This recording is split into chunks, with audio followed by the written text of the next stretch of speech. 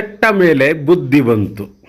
ಸೈಟ್ಗಳ ಸಹವಾಸವೇ ಬೇಡ ಎಂದರು ಸಿಎಂ ಪತ್ನಿ ಪಾರ್ವತಿ.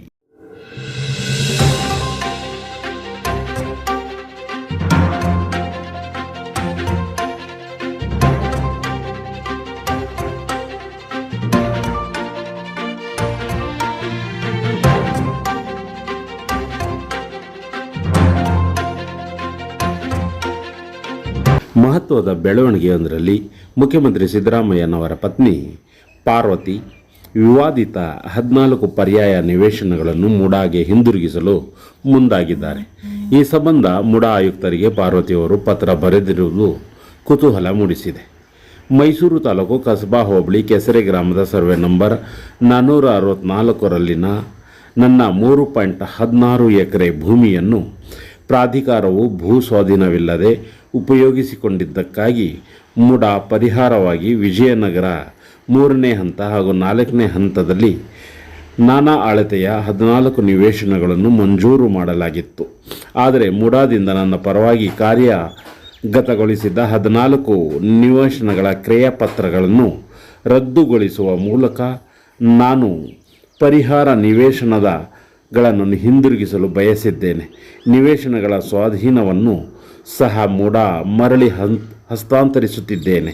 ಈ ನಿಟ್ಟಿನಲ್ಲಿ ಆದಷ್ಟು ಶೀಘ್ರವಾಗಿ ಅಗತ್ಯ ಕ್ರಮ ಕೈಗೊಳ್ಳಬೇಕು ಎಂದು ಅವರು ಆಯುಕ್ತರಿಗೆ ಬರೆದ ಪತ್ರದಲ್ಲಿ ಮನವಿ ಮಾಡಿದ್ದಾರೆ.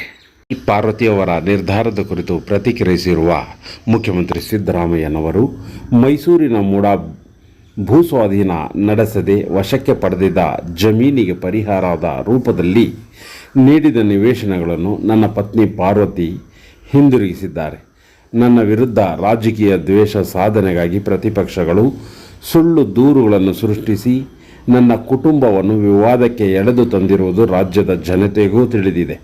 ಈ ಅನ್ಯಾಯಕ್ಕೆ ತಲೆಬಾಗದೆ ಹೋರಾಟ ಮಾಡಬೇಕೆಂಬುದು ನನ್ನ ನಿಲುವಾಗಿತ್ತು. ಆದರೆ ನನ್ನ ವಿರುದ್ಧ ನಡೆಯುತ್ತಿರುವ ರಾಜಕೀಯ ಷಡ್ಯಂತರದಿಂದ ನೊಂದಿರುವ ನನ್ನ ಪತ್ನಿ ಈ ನಿವೇಶನಗಳನ್ನು ಹಿಂದಿರುಗಿಸುವ ನಿರ್ಧಾರ ಕೈಗೊಂಡು ನನಗೂ ಆಶ್ಚರ್ಯ ಉಂಟು ಮಾಡಿದ್ದಾರೆ. ನನ್ನ 4 ದಶಕಗಳ ಸುದೀರ್ಘ ರಾಜಕಾರಣದಲ್ಲಿ ಎಂದೂ ಕೂಡ ಮಧ್ಯ ಪ್ರವೇಶಿಸದೆ ಕುಟುಂಬಕ್ಕಷ್ಟೇ ಸೀಮಿತವಾಗಿದ್ದ ನನ್ನ ಪತ್ನಿ ನನ್ನ ವಿರುದ್ಧದ ದ್ವೇಷದ ರಾಜಕಾರಣಕ್ಕೆ ಬಲಿಯಾಗಿ ಮಾನಸಿಕವಾಗಿ ಹಿಂಸೆ ಅನುಭವಿಸುವಂತಾಗಿರುವುದಕ್ಕೆ ನನಗೆ ವಿಷಾದ ಇದೆ ಎಂದು ಸಿದ್ದರಾಮಯ್ಯ ಅವರು ಪ್ರತಿಕ್ರಿಯೆ ನೀಡಿದ್ದಾರೆ. ಈ ನಡುವೆ ಮುಡಾ ಸೈಟ್ ಹಂಚಿಕೆಗೆ ಸಂಬಂಧಿಸಿದಂತೆ ಸಿದ್ದರಾಮಯ್ಯ ಪತ್ನಿ ಹಾಗೂ ಇತರರ ವಿರುದ್ಧ ಜಾರಿ ನಿರ್ದೇಶನಾಲಯ ಸೋಮವಾರ ಕಠಿಣ ಅಕ್ರಮ ಹಣ ವರ್ಗಾವಣೆ ತಡೆ ಕಾಯ್ದೆ PMLA ಅಡಿಯಲ್ಲಿ ಪ್ರಕರಣ ದಾಖಲಿಸಿದೆ. ಇದೇ ಪ್ರಕರಣದಲ್ಲಿ ಕರ್ನಾಟಕ ಲೋಕಾಯುಕ್ತ ಪೊಲೀಸರು FIR ಆಧರಿಸಿ ಜಾರಿ ನಿರ್ದೇಶನಾಲಯ ECIR enforcement case information report ದಾಖಲಿಸಿದೆ. ECIR ಎಂದರೆ ಇದು ಪೊಲೀಸರು ದಾಖಲಿಸುವ FIRಗೆ ಸಮಾನ. ಮುಡಾ ಪ್ರಕರಣದಲ್ಲಿ ಸಿಎಂ ವಿರುದ್ಧ ದೂರುದಾರರಾಗಿರುವ ಸ್ನೇಹಮಯಿ ಕೃಷ್ಣ ಸಲ್ಲಿಸಿರುವ ದೂರು ಆಧರಿಸಿ ED ಈ ಕ್ರಮಕ್ಕೆ ಮುಂದಾಗಿದೆ. ಸಮನ್ಸ್ ಆಸ್ತಿ ವಶಕ್ಕೆ ಅವಕಾಶ PMLA ಅಡಿಯಲ್ಲಿ ಪ್ರಕರಣ ದಾಖಲಾದರೆ ಆರೋಪಿಗಳನ್ನು ಸಮನ್ಸ್ ನೀಡಿ ವಿಚಾರಣೆಗೆ ಒಳಪಡಿಸುವ ಹಾಗೂ ತನಿಖೆ ವೇಳೆ ಆರೋಪಿಗಳ ಆಸ್ತಿಗಳನ್ನು ಮುಟ್ಟುಗೋಲು ಹಾಕಿಕೊಳ್ಳುವ ಅಧಿಕಾರವನ್ನು ಜಾರಿ ನಿರ್ದೇಶನಾಲಯ ಹೊಂದಿರುತ್ತದೆ. ಬೆಂಗಳೂರಿನ ವಿಶೇಷ ಕೋರ್ಟ್ ನಿರ್ದೇಶನದ ಮೇರೆಗೆ ಸೆಪ್ಟೆಂಬರ್ 27ರಂದು ಮೈಸೂರು ಲೋಕಾಯುಕ್ತ ಕಚೇರಿಯಲ್ಲಿ ಮುಡಾ ಹಗರಣಕ್ಕೆ ಸಂಬಂಧಿಸಿದಂತೆ FIR ದಾಖಲಿಸಲಾಗಿದೆ.